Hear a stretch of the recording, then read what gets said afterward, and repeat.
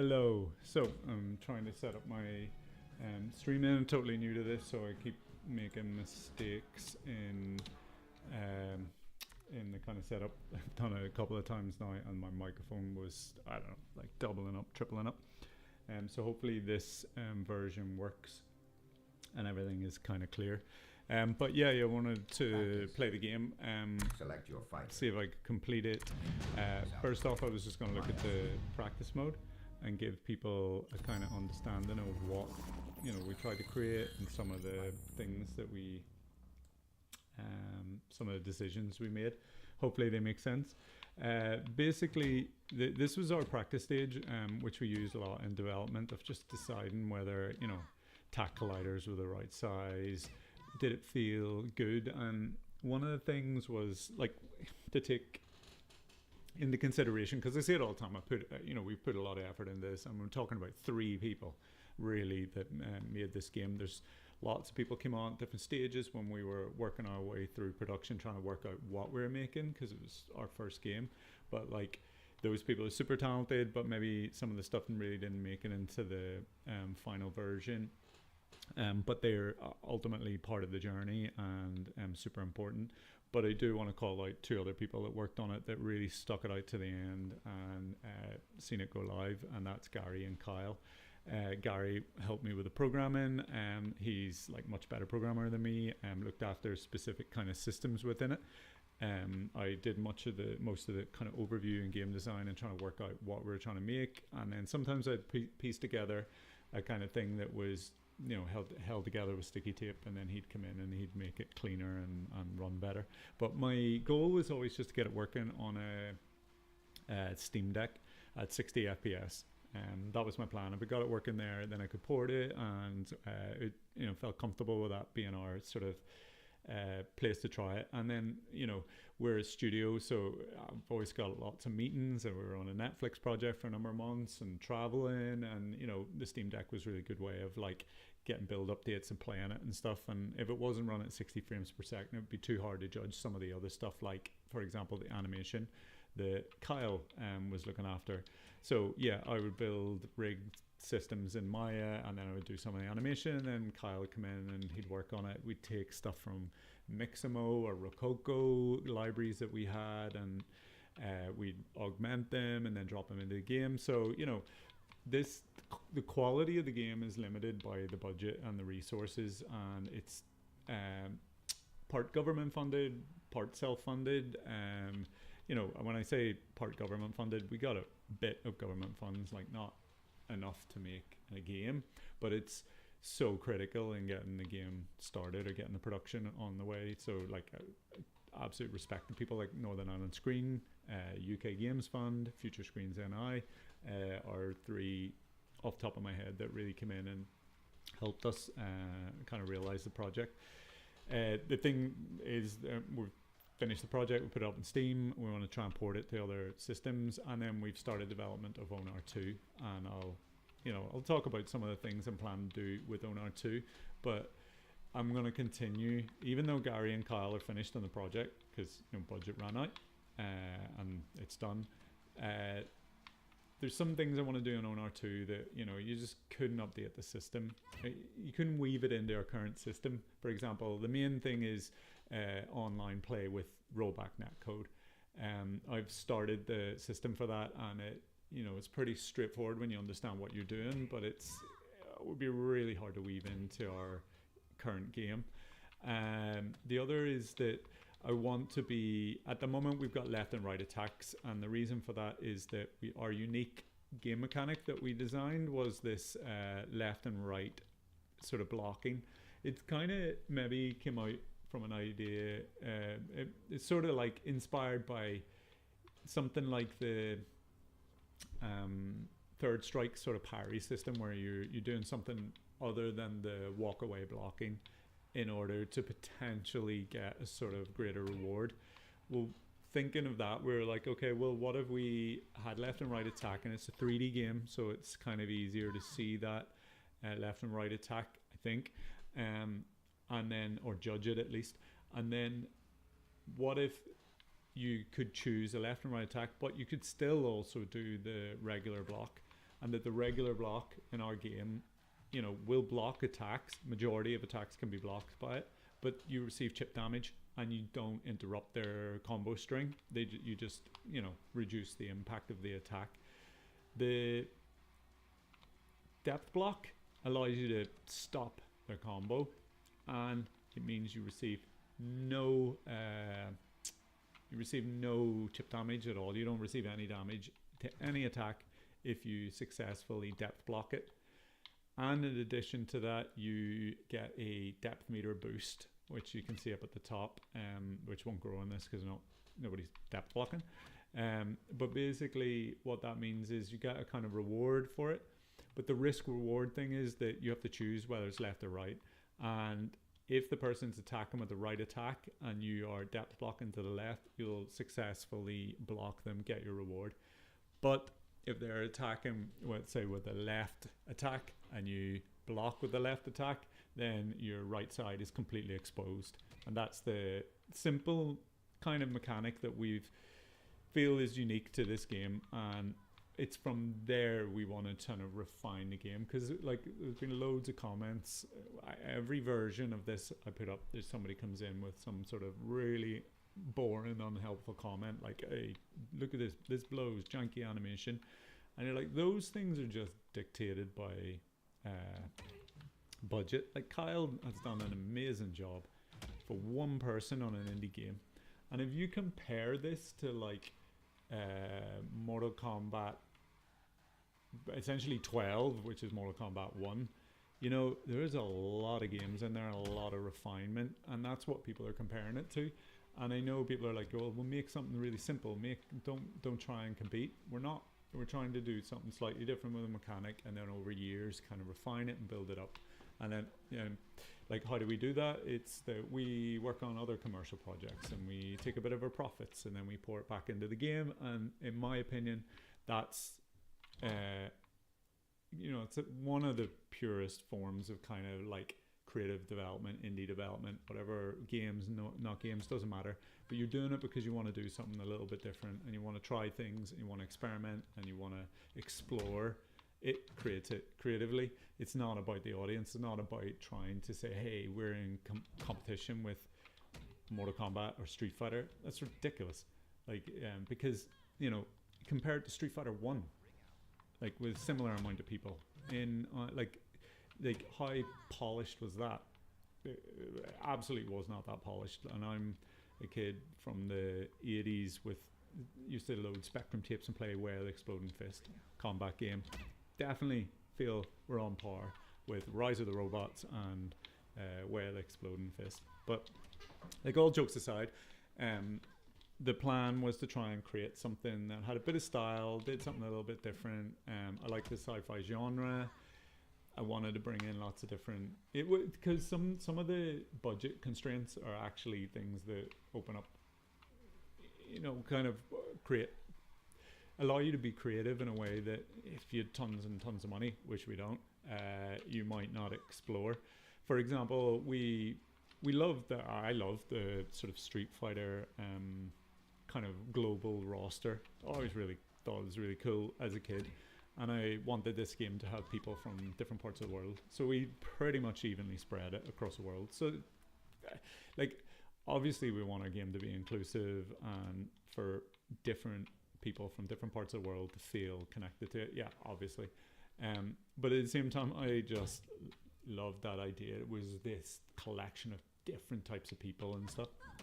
But it's not fantasy in that sense. It's not stylized, really. So they're humanoid characters, and they, the different. There's a spectrum there, but in order to evenly spread that, we ended up with about 17 characters, at least 13 humans, and there was no way Kyle and I were going to animate unique actions, reactions, attacks, fight styles for 13 characters. So the plan there was to say, okay, well, you can select your fighter and the country. Maybe we bring in the country aspect, like Street Fighter, and then that would dictate a kind of color scheme that your costume had. And it was actually then there's only 6 styles in the game. And then if you compare that to some even new releases of big company games and stuff.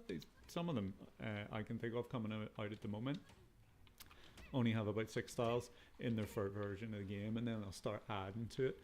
So that was our kind of process, and we're doing this in Unity URP, so it looks amazing from the point of view of like indie game on a Steam Deck. But you compare it to something that millions and millions of dollars of budget and hundreds of people on the team, then yeah, of course you're gonna think it's janky. But I don't really care about those people. They're a little bit like road rage people from through a car windscreen kind of safety thing. It's a fun creative journey to try and make something, and I'm really, really proud of our first version. And I'm gonna try and patch update some of the things I think can get better within this version, and then I start development of ONAR 2, which will hopefully be a real refinement of the things that I think work and negation of the things that I think maybe distract from that or detract from that. So basically what I wanted to do was do loads of little live videos, which I don't really know that much about. Like technically it took me all day to work out how to not get the microphone to echo. But I want to play the game and see if I can complete it. And then if anybody wants to ask questions or whatever, like I don't expect to have loads of people watching, but I'm happy to talk about the development or the process of funding or how we managed the project in that sense.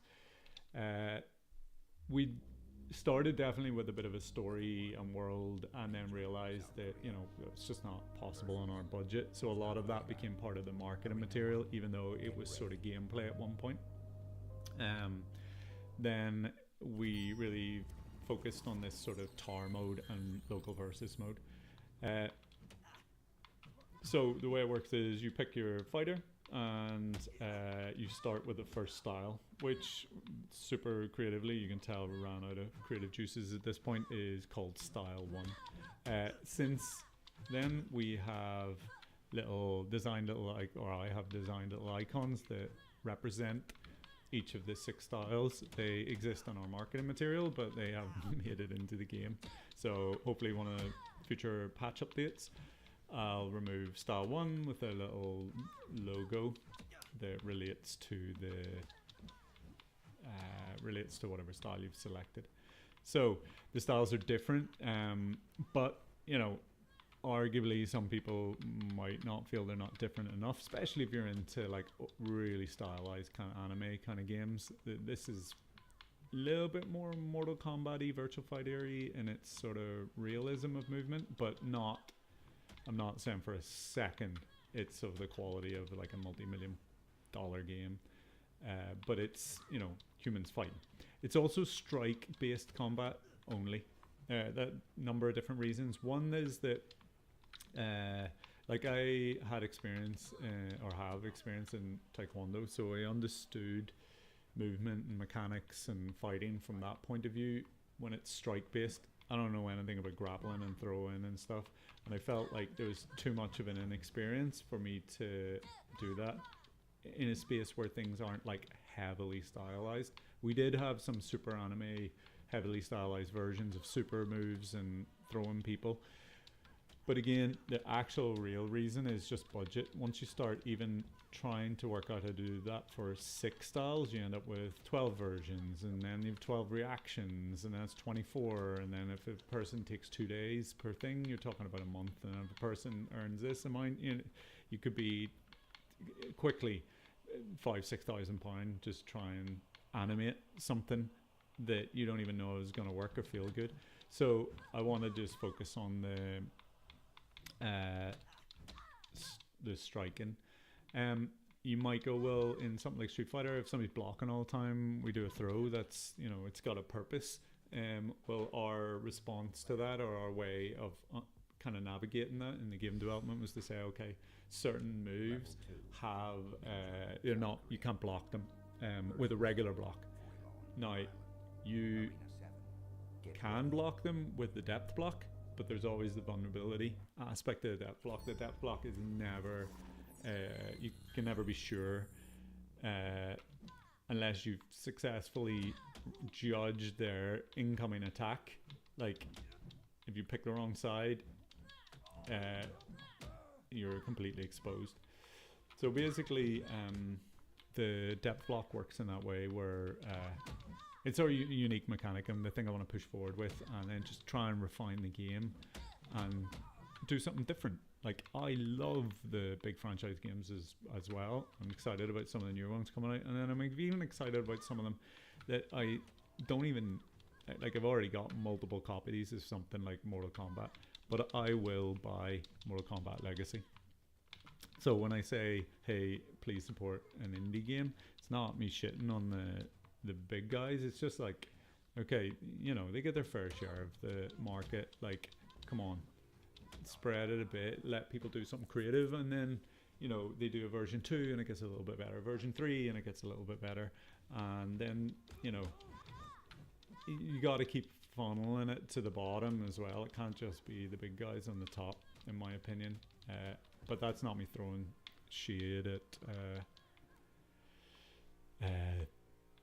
Tekken, Virtua Fighter, or whatever. They're all amazing in their own right, and they've inspired so much about this. So anyway, trying to play the game. I'm currently he's yellow belt, so you work up through the belts.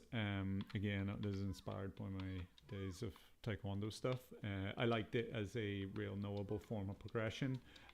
We've got belts in there that don't exist in something like Taekwondo, but it definitely starts with the very knowable kind of white belt, yellow belt kind of progression to black belt. Then it goes on to a more sci-fi, Star Warsy kind of glowing belt and stuff like that. The deal with the belt is that with a greater belt, your depth meter is more effective, so you can fill up your depth meter at any level of belt. But if you're like a white belt, or as an example, I don't know the figures exactly, but if you're a white belt and you fill up your depth meter, you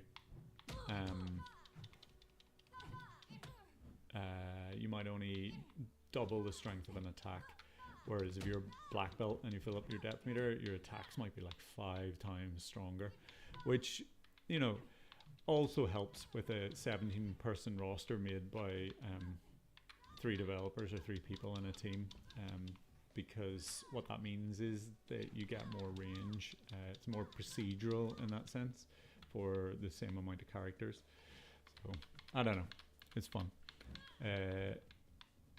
What have I enjoyed about the development process? I enjoyed realizing that making a fighting game, like, you don't have to have any experience fighting it. It's got nothing to do with it. What feels good animating an attack is got nothing to do with the motion capture data that you gathered. And it, in part, is why people say, hey, that looks janky, or make a really banal, boring comment like that, is that they... you know, maybe it's a little bit too real. No, I don't mean realistic as in, wow, look at the realism, but just a little bit not fantastical enough. I suppose video games, to a certain extent, are escapism for reality, and maybe it's really, or maybe it reflects reality. I don't know, it's a kind of a big, bold statement, but basically, you know, video games maybe are sometimes more satisfying when there's an exaggeration to reality or something like that. I don't know. But these things were exciting conversations to have during development, like how far should you jump, how high should you jump, where should the camera move. There's like a nice little thing where you might notice it is that when you land an attack, the attack will favor, the camera will favor whoever's made the attack, or successfully landed the attack, and it gives you just like a slight competitive advantage. And things like that were fun to think about and then see them actually make a difference. Because if you turn that off, if you turn that feature off, the game still feels similar, but there's just a nuance to it or something that makes the thing just feel just a little bit more polished. But that took years to work out whether that was the right way, the right distance from camera, the speed in which the camera moves, to make it feel dynamic. Is there any kind of Dutch aspect to the camera? Is it just like totally locked and straightforward? all those things really hard. Camera was definitely hard to balance in a way that maybe I think people will be surprised when you start, especially a 3D game, like how affecting it is. But I don't know. Maybe some of our animation background and cinematography background helped us with that. But at the end of the day, some of these practical real world things translate, and then other things actually counterintuitive. But at the end of the day, you just have to chuck things in the cauldron and then kind of try it and see if it works for you. One of the things I didn't want to do was have these sort of like fireball kind of styles. So it's a little bit more Virtua Fighter in that sense. But I wouldn't say it's as accurate to martial arts as Virtua Fighter. Simply because I only know one martial art, and I obviously don't have the budget to do Virtua Fighter. Well, I'm excited to see Virtua Fighter 6. It looks really cool. And I will purchase it. Give it a go. Oh, he's clocking up lots of depth blocks. That's the thing, as you progress, he's the green belt guy. He's definitely, he's going to be a little bit more strategic than the first. Actually, creating the difficulty for the characters is a good way for me to explain anybody that is doing game development my opinion on playability and fun. Like, obviously people are going to see this, they're going to leave this stupid comment saying this is shit looking, I've never seen anything more shit. It's like, really? I've seen lots of shit things out there, and I don't know if it warrants a comment like that, but like, it's, you seem to get them. But anyway, the creative process that was of value to me was that when we were doing the enemy difficulty, we had these sort of attributes of like speed, or like how long they would wait before they'd throw another attack, or whether they would use only 2 of their attacks or only heavy attacks or something. And you would think that it's quite simple from the point of view of saying, well, I'm going to make them wait less and then attack more and defend this amount and whatever. There's sort of, let's say there was like 20 things you could change. It from the outside seemed like those 20 things were pretty obvious what to increase and decrease. But the reality was that you would create a character and you put in some values and you'd be like, fuck, I can't even hit him. Like, he's impossible to hit. But it wouldn't completely correlate. He just had kind of movement or energy or something that related. So basically what it ended up being is like, I'm sure lots of people say a lot of play testing and going, okay, well, with these settings, like I kind of win 90% of the time, but I can lose, so I think that should be level 1 or 2, but let's just put them in, play it 20 times, see what the average is, and then write it on a post-it note, then do it again, and then keep doing this until you had like 20 post-it notes that were just random values, but they lived up this on average a certain experience. So it's kind of like you're just chucking stuff in there, experiencing it, playing it, feeling it, and then going, this fucker is impossible, right? He's the last. This guy, most people beat him 50% of the time. Let's put this in around level 8 or something. And then, you know, that's how a lot of it worked. And I suppose the move sets are similar. Like, style 1 is the most refined. Like, to me, feels the most fluid, most intuitive. When you're searching for different attacks, it feels like it works better than some of the others. And that is simply because throughout development, this was the style that was being used when trying to turn things off, try things, level design, all that stuff. It just had more time and more refinement. So although we've started ONAR 2, because those more ambitious things really need a different build, I'm going to continue to try and refine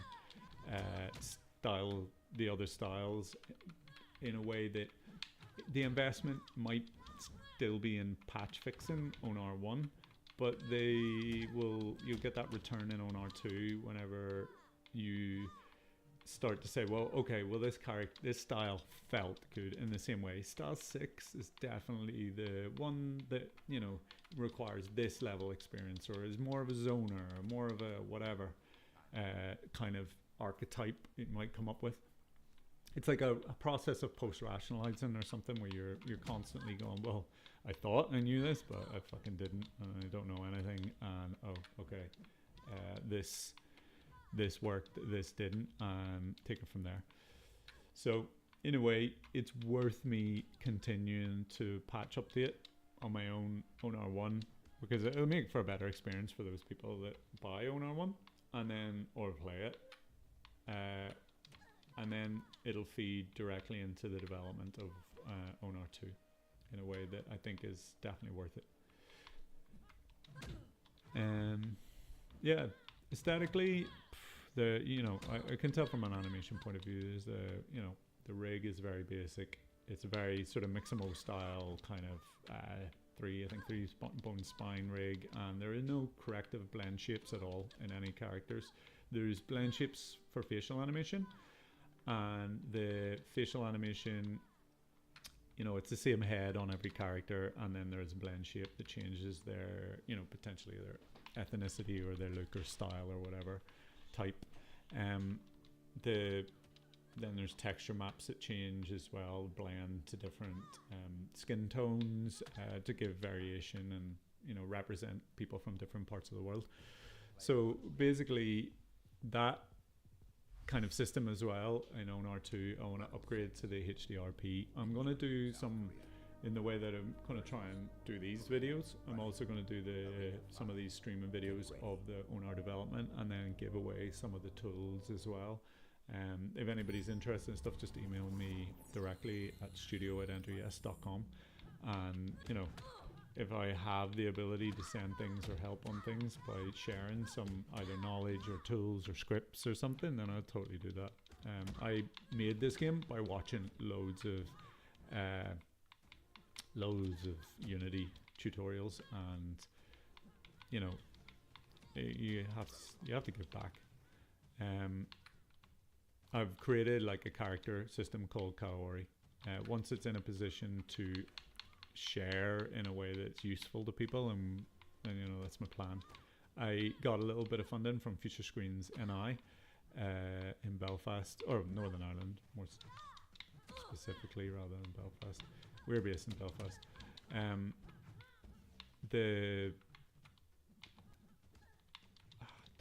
sorry, I'm concentrating. I don't want to lose this match so early. It's tight though. The game is, I don't mean tight like as in it's got tight gameplay, but your matches are often, there's like 20-10 points between the winner and loser, which I think is good, because it doesn't feel like you get completely crushed or race through the thing. But again, that took literally years of playing this, clocked up hundreds of hours.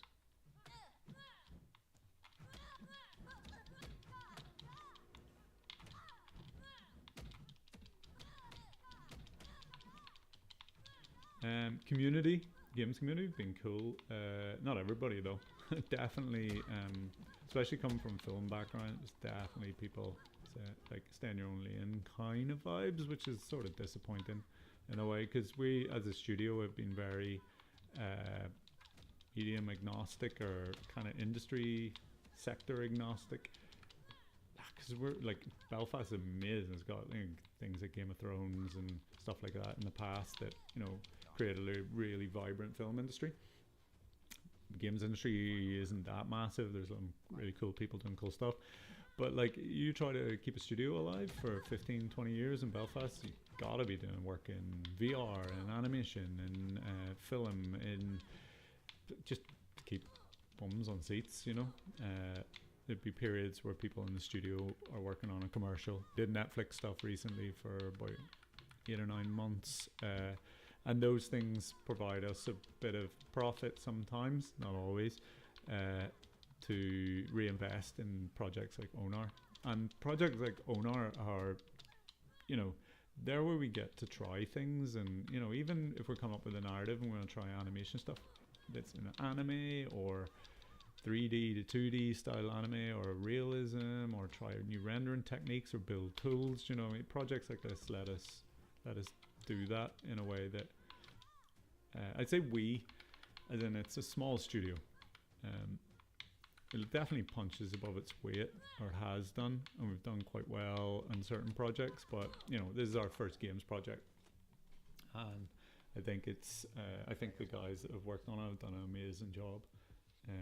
I enjoy playing it, and in some respects that's where it's got to start. I think when you build things for an audience, let's say you go to a publisher and go, like, I see a gap in the market here and I can do this, blah blah blah. It's like, yeah, fair enough, every now and again you get something cool, but a lot of the time I think you just get stuff I find really just dull and uninspiring, and then other people might be like, well, you've just made a video game, fighting game that looks so dull and inspiring with your janky animation and your it's blows compared to that multi-million-dollar franchise that I got.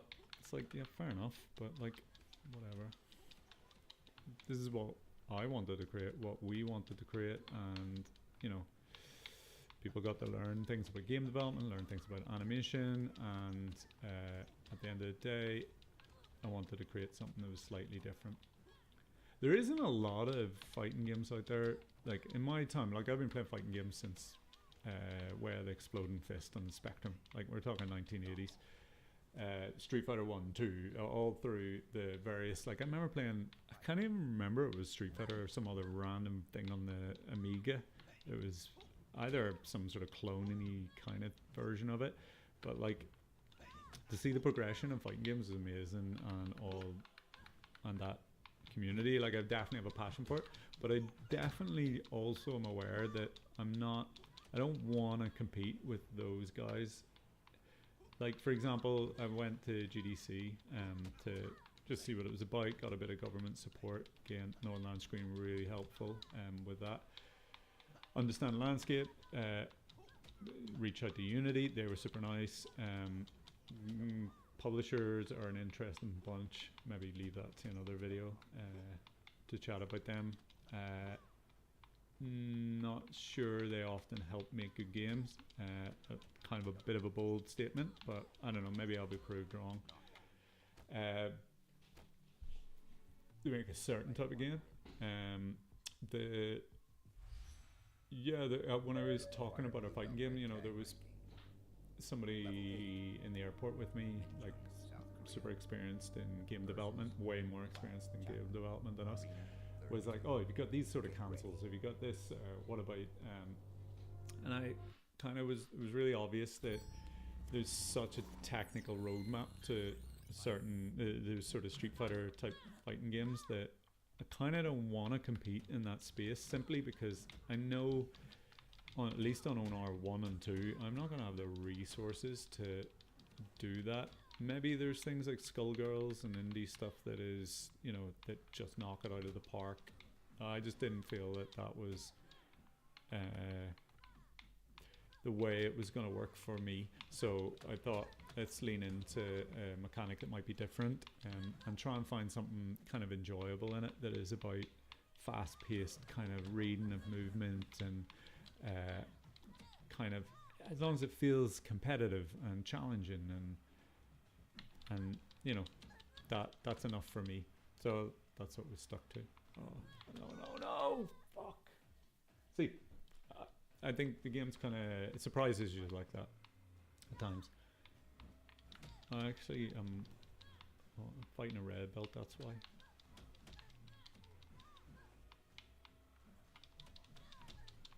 So yeah, we have a lot of those things that, like cancels, and certain moves can be cancelled, other moves can't be, unblockable moves, you know, there's, you know, command moves, combos. It's just that we focused on this kind of left right thing, and I'm going to drill down on that and make it a little bit better on ONAR 2, or just it more polished, and try and refine it and take it from there.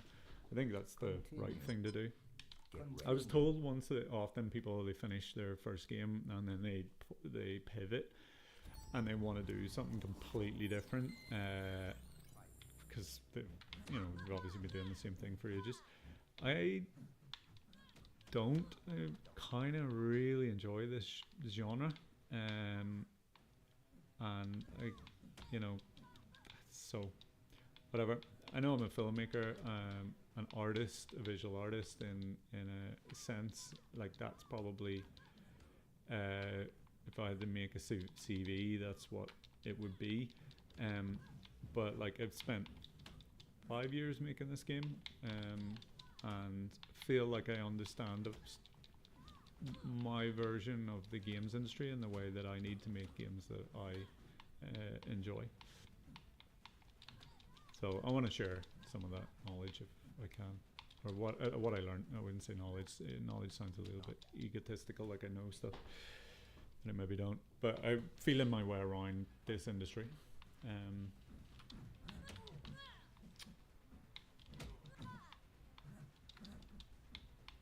have to say the live streaming thing is kind of therapeutic. You know, I'm pretty sure nobody's listening to it or nobody will listen to it, but it's kind of like weird, sort of unpacking 4 years of a creative journey is a kind of interesting thing to do while trying to play the game and trying to win a match.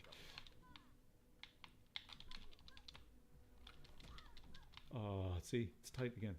It's not an easy win. Ah, yes. Brilliant. Okay, so I'm red belt. That's pretty good. I haven't actually, since starting the streaming, completed the game. This is my favorite level and favorite costume, actually. This for ONAR 2 in my testing for ONAR 2, which I'm gonna kind of live stream or at least put videos up of it as it develops. This costume is the one that I want to refine and just make it a little bit more tacky. So it's the basic building blocks are there, but it's kind of just a little bit too generic at the moment. Well, it reminds me of the Taekwondo thing. I think that's why I like it.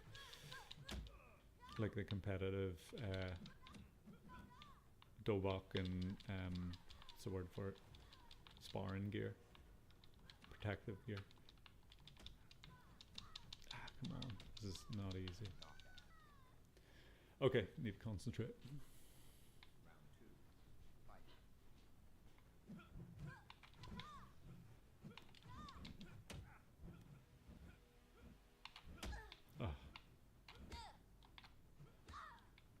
That is too wrong every time. Oh, that unbelievable. Every single depth block decision there has been 50-50 wrong. Yay, finally. Definitely need to increase my depth meter. I'm safe to say I'm losing this one. Black tag, red belt, black tag though. It shouldn't be easy. Continue. Okay, 3 lives remaining. Let's go with the same costume.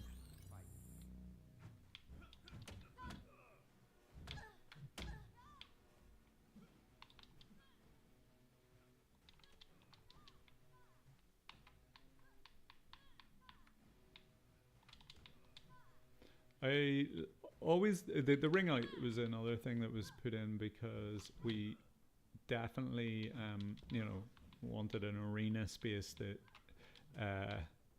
you move around in 3D, but we had to put boundaries, and we technically it was very hard to limit your movement because you created that sort of almost like wall. You needed a kind of wall fighting mechanic when your back is against the wall.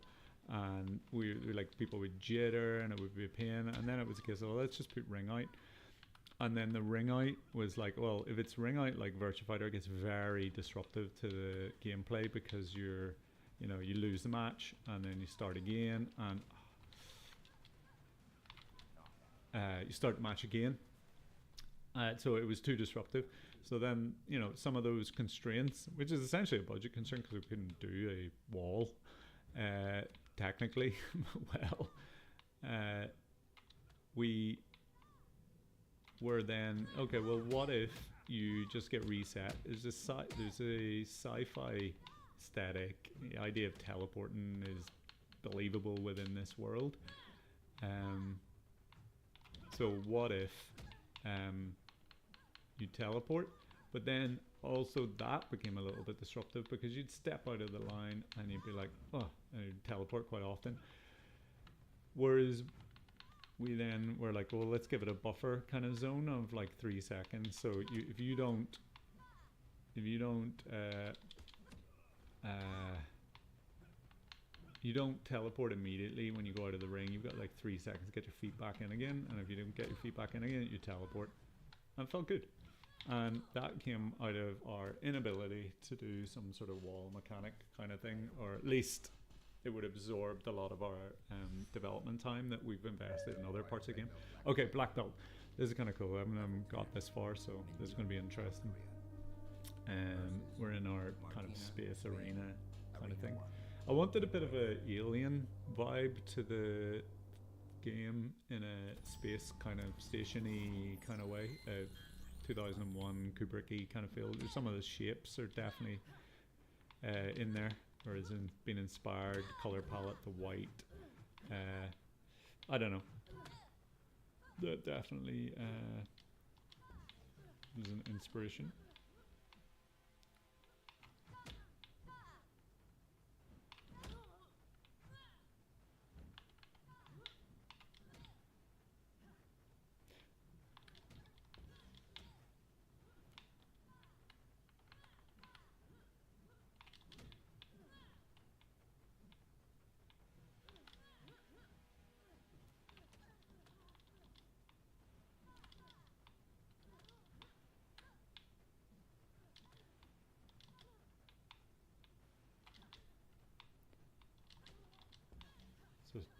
Powerful kick, but the problem is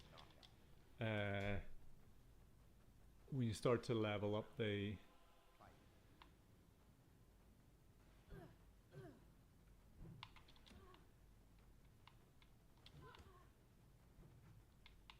trying to concentrate. Like if I pause, you can see there's, you know, a move set, so I can have a look and see, is there anything he can do? So if I go forward A and B, just his job. Hilarious. Yeah, Gary sometimes was left with just coming up with names, and some of them are hilarious. He can be very funny in his like obviously not taking it too serious at times with regards to names.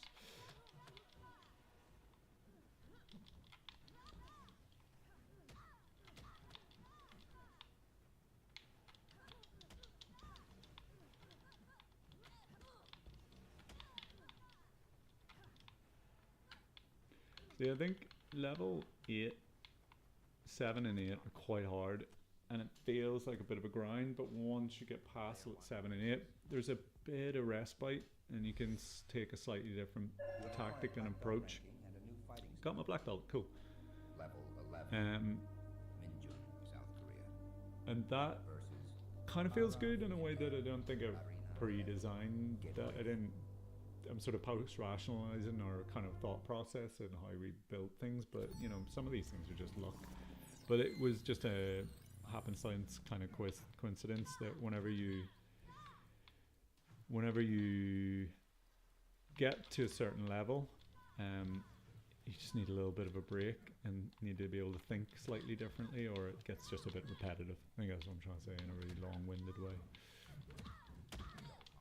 See, his fight style is slightly different, so my costume and my approach is not working, and I think that's good as well, because it means that you have to be a bit more strategic. So maybe I try and do a bit more depth blocking for the moment.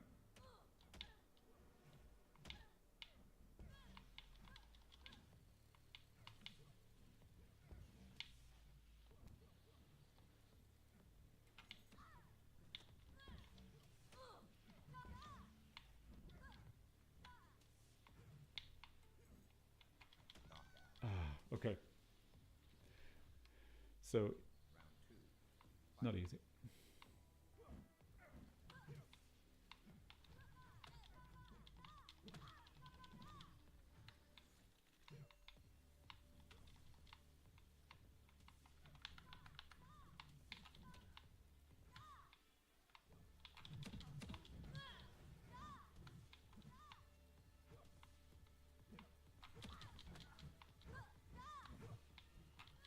See, he's built up his depth meter, so therefore he gets a hit in and it's like lots of damage.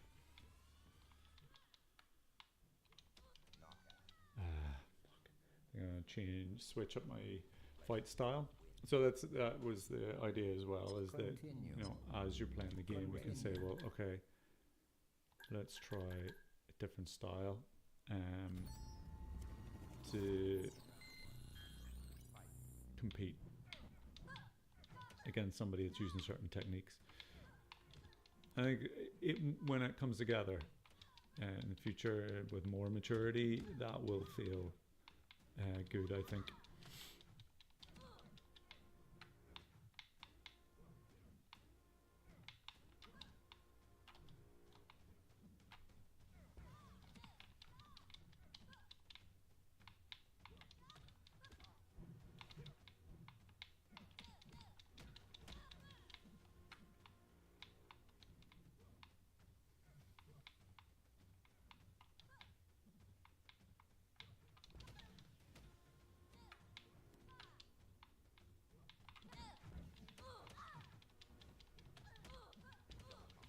Ah, come on. Like, it's completely kicking my ass.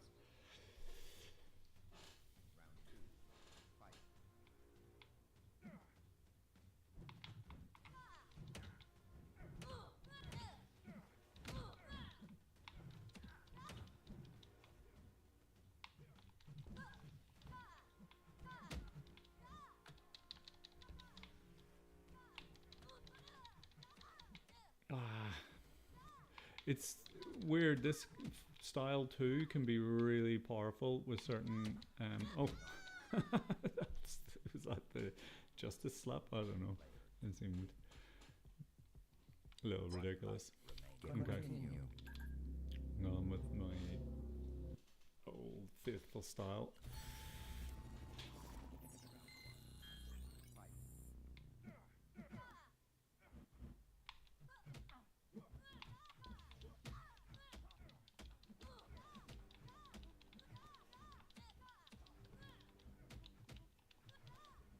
See what I mean? So this style seems to be way more effective against this style, which is good because I think it brings an element of strategy in your selection pre-fight, which, you know, again, not fully the design is something that evolved out of playtesting and trying, opposed to you write it all down, you go away and make it, and it all works. Which I would be surprised if anybody makes a game successfully just like that. I'm sure there's somebody, but I wouldn't say it's common. It's a lot of trial and error.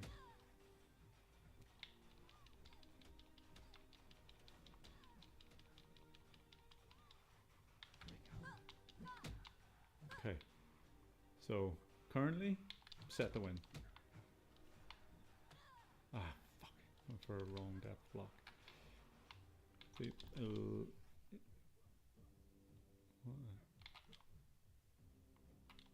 ah, shit. Oh, can he do it? Oh, yes! Yes, yes, yes. Amazing. Okay.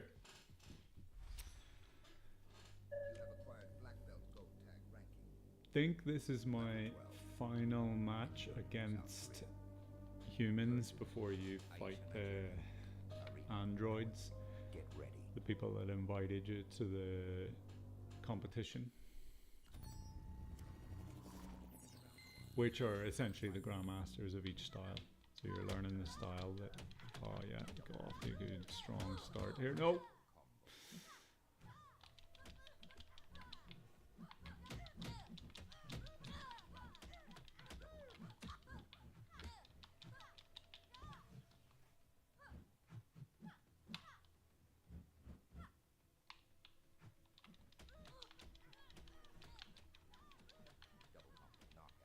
Yes. Okay. Definitely the strongest style for most scenarios. But again, through patches, going to try and balance this out.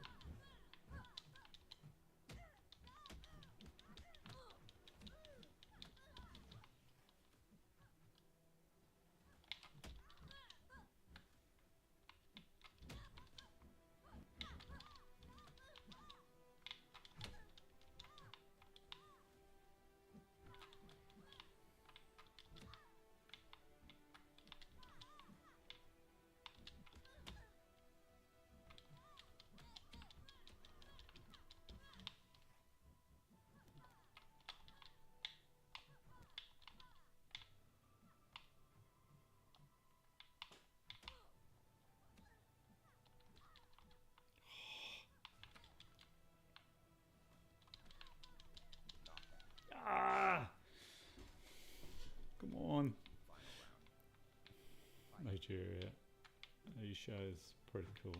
Fairness.